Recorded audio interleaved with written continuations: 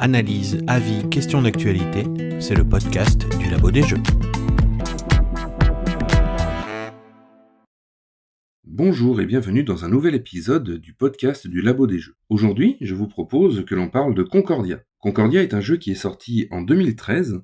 C'est un jeu de Mac Gerdts et les illustrations sont assurées par Marina Fahrenbach, Mac Gerdts et Dominique Meyer. Et la localisation française est assurée par Matago. Alors comme je l'ai dit, le jeu date de 2013. Malgré tout, si on regarde dans le classement des 100 meilleurs jeux sur BGG, il trône toujours en 24e place. Donc aujourd'hui, je vous propose de découvrir ce qui fait que ce jeu est aussi bien placé, qu'il continue à être joué, que d'ailleurs de nombreuses extensions sont sorties par la suite, et pourquoi aussi ce jeu est classé dans mon top 10 personnel. Commençons par parler des mécaniques. Dans Concordia, l'une des mécaniques du jeu est le deck building. On va commencer avec un paquet de cartes qui sera identique pour tout le monde, chacun aura le même, puis on va pouvoir acquérir de nouvelles cartes au cours de la partie pour avoir accès à de nouvelles actions, mais aussi pour avoir accès à des actions plus puissantes que celles que nous avons dans notre paquet d'origine. Malgré tout, contrairement à beaucoup d'autres deck building, il ne sera pas possible de supprimer des cartes de notre main. Nous aurons toujours les mêmes cartes qui reviendront encore et encore, et dans tous les cas, elles sont toutes utiles à un moment ou à un autre du jeu. Il y a aussi comme mécanique de la gestion de ressources, car nous allons pouvoir faire du commerce. Nous allons produire des ressources, nous allons vendre ces ressources, nous pourrons en acheter aussi. Donc il y a une gestion d'argent, une gestion de ressources, et il y a aussi, bien entendu, une espèce de salade de points de victoire qui, sur la première partie que vous allez faire, sera peut-être un peu nébuleuse, et il faudra même peut-être voir 2 ou 3 parties pour pouvoir bien s'habituer au fonctionnement du scoring final du jeu. Les points de victoire que nous allons pouvoir marquer à la fin de la partie se font en fonction des cartes que nous avons en main, et de la manière dont nous nous sommes placés sur le plateau central, mais aussi éventuellement des ressources et de l'argent que nous aurons encore à la fin de la partie. Chaque carte du jeu représente un personnage, et chacun de ces personnages a une manière bien spécifique de marquer des points à la fin de la partie. Par exemple, le colon, qui permet donc de placer de nouveaux colons sur le plateau, nous rapportera 2 points de victoire à la fin de la partie pour chacun de nos colons qui seront placés sur le plateau. Si j'ai plusieurs cartes colons dans les mains, à la fin de la partie, ces points de victoire sont cumulables. Si j'ai 3 cartes colons dans les mains, à la fin de la partie, bien chaque colon placé sur le plateau me rapportera donc 6 points de victoire. Facile, n'est-ce pas ? Alors oui, mais tout est relatif, puisque il y a un total de 6 personnages différents qui ont chacun leur manière de marquer des points. Si vous jouez avec l'extension Vénus, il y a même un 7e personnage qui rajoute encore une manière de marquer des points. Mais rassurez-vous, l'auteur a pensé à vous et il a fait quelque chose de très intelligent. À partir du moment où quelqu'un va jouer pour la première fois son personnage appelé le tribun, il est conseillé de mettre la partie en pause, lors de votre toute première partie uniquement, pour effectuer une simulation de scoring final. C'est-à-dire que vous prenez toutes les cartes que vous avez en main, vous regardez les conditions requises pour marquer des points, vous regardez combien chacun marque de points, et vous vous dites que si la partie s'était terminée à ce moment-là, telle personne aurait gagné, puisqu'elle avait plus de points de victoire. Mais comme ça permet surtout de bien mettre en place dans votre tête les différents points que vous allez pouvoir marquer en fonction des cartes que vous avez, et ça vous permettra aussi de savoir quelles autres cartes éventuellement acquérir par la suite pour pouvoir augmenter votre scoring. Alors depuis tout à l'heure, je vous parle des points de victoire qu'on marque en fin de partie. Peut-être que vous vous demandez comment est-ce qu'on met fin à la partie et comment est-ce qu'on en arrive à ce fameux scoring. Eh bien dans Concordia, il y a 2 manières de mettre fin à la partie. Au cours de la partie, nous allons pouvoir construire des villas dans différentes régions. Eh bien, lorsque nous avons construit notre dernière villa, tous les autres joueurs ont encore un dernier tour et la fin de la partie est déclenchée. La personne qui a mis fin à la partie prend une carte spéciale qui lui accorde d'office 7 points de victoire et les autres ensuite continuent à jouer jusqu'à ce que tout le monde ait pu jouer un dernier tour. Deuxième option, pour mettre fin à la partie, il s'agit d'acquérir la dernière carte du marché, puisque la rivière de cartes que nous pouvons acquérir n'est pas illimitée. Lorsque la dernière carte est acquise, de la même manière, la personne qui met fin à la partie prend la carte 7 points de victoire, tous les autres ont encore un dernier tour de jeu, et on passe au fameux scoring final. Et ce que je n'ai pas encore expliqué, mais je garde le meilleur pour la fin, c'est la manière d'expliquer les règles de ce jeu, car cela se fait extrêmement vite. Les règles sont très simples. En gros, il suffit de prendre une carte de notre main, on la joue, On réalise l'effet qui est marqué sur cette carte et on passe à la personne suivante. C'est aussi simple que ça, il n'y a quasiment rien d'autre à savoir. Franchement, il suffit vraiment de lire ce qui est marqué sur les cartes. Lorsque vous expliquez les règles, il vous suffira aussi de donner quelques précisions, puisque certaines précisions ne sont pas forcément notées sur les cartes, mais c'est tellement simple et tellement rapide que il suffit d'expliquer ces petites exceptions directement pour que tout le monde puisse se lancer dans le jeu très très rapidement, vraiment. Hein. Maintenant que vous savez quasiment tout ce qu'il y a à savoir sur Concordia et ses mécaniques, ainsi que sur son scoring de fin, j'ai envie de vous parler des extensions, car il y a 3 grandes extensions qui sont sorties. Il y a aussi une foule de maps qui sont sorties, donc les maps, hein, vous savez, ces nouveaux plateaux de jeu sur lesquels vous allez pouvoir varier les plaisirs de jeu, visiter d'autres régions du monde, mais aussi, chacune de ces maps a une caractéristique spécifique, des règles qui lui sont spécifiques, ce qui fait qu'à chaque fois que vous changerez de map, vous aurez toujours l'impression de jouer d'une manière différente tout en gardant l'esprit de Concordia dans chacune de vos parties.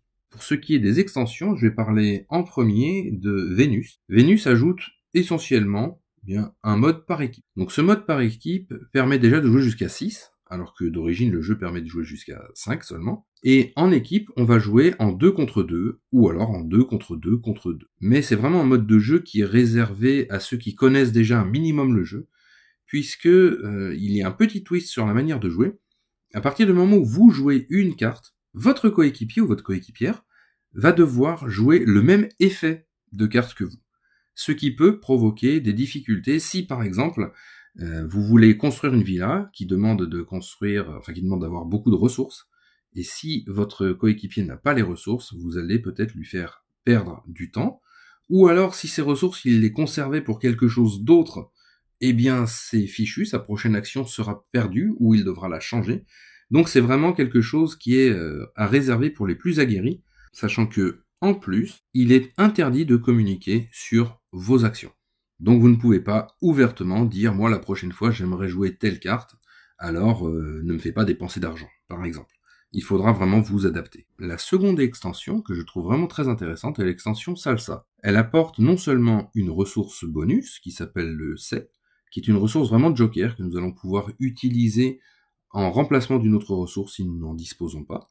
Donc c'est vraiment très pratique, mais elle apporte aussi une autre option, un autre module que l'on peut ajouter au jeu, module qui est parfois décrié, mais que moi j'aime beaucoup pour ce qu'il apporte et pour son côté un peu imprévisible, et c'est ça que beaucoup n'aiment pas, ce côté imprévisible, ils trouvent que ça amène du chaos dans le jeu, le forum. Le forum, en fait, c'est un moyen pour nous d'acquérir de nouvelles tuiles. Cette fois-ci, ce ne sont pas des cartes, ce sont des tuiles qui représentent des citoyens. Et chaque citoyen a une capacité. Cette capacité peut être à usage unique. On fait l'acquisition de ce citoyen, ou de cette tuile citoyen, parce que oui, la thématique n'est pas vraiment très ressentie dans le jeu, donc on prend cette tuile, on effectue l'action qui est mentionnée sur la tuile, et la tuile est ensuite défaussée. Généralement, ces actions sont quand même très puissantes et très utiles. Mais il existe aussi des tuiles de partisans, je ne dis pas de bêtises, ou de praticiens plutôt, qui sont des tuiles en fait qui seront permanentes, qui vont apporter un bonus permanent dans votre jeu. Et celles-ci sont vraiment parfois très utiles. Ça peut être un emplacement de plus pour votre entrepôt, ça peut être un bonus lorsque vous effectuez une action spécifique. Donc moi j'aime beaucoup ces tuiles. Mais c'est vrai que ce côté chaotique peut être ressenti puisque il peut y avoir des tuiles qui sont beaucoup moins intéressantes que d'autres. Elles peuvent arriver dans n'importe quel ordre, c'est très aléatoire. Donc je comprends aussi ceux qui expriment le fait qu'ils n'aiment pas cette extension parce que elle apporte beaucoup de chaos. Avant de parler de la toute dernière extension, je voudrais parler d'une carte en particulier qui, je trouve, mérite qu'on s'y intéresse et mérite d'être acquise. Même si, au final, j'aime tellement Concordia que pour moi, toutes les cartes méritent d'être acquises. Cette carte, c'est la carte Balearica. Donc en plus de proposer 2 nouvelles cartes différentes sur lesquelles jouer, elle propose un module qui s'appelle le marché aux poissons. Ce marché aux poissons permet de faire des actions bonus. Il va remplacer aussi les ressources bonus que nous avons sur la carte par du poisson. Et avant de faire une action avec notre carte, nous allons pouvoir effectuer une action bonus en utilisant des poissons que nous aurons dans notre entrepôt. Ces actions vont nous permettre de gagner des ressources, d'effectuer l'équivalent d'une action que nous aurions pu faire avec une carte dans notre main en la faisant d'une manière un peu moins puissante, mais ça va permettre de mettre en place peut-être une action qu'on voulait faire après. Je trouve que c'est très intéressant parce que ça fait des petites actions combo, ça déclenche des petits événements, ça permet peut-être aussi de faire une action qu'on n'aurait pas pu faire autrement parce qu'il nous manquait quelques ressources.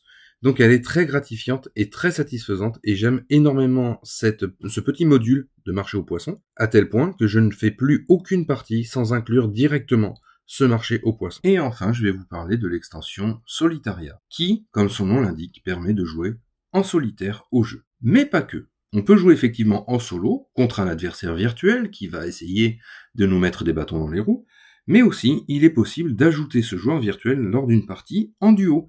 De cette manière, cela permet de simuler un troisième joueur, et c'est vrai que sur certaines maps du jeu, être deux bien fait que on sera chacun dans son coin, on va pas trop aller s'embêter, alors que dès qu'on est trois, cela permet d'ajouter un peu plus de tension, un peu plus de difficulté, et il se prête à beaucoup de maps, en fait, différentes. D'ailleurs, cette extension apporte aussi un mode où vous allez jouer en équipe, tous les deux, contre cet adversaire virtuel.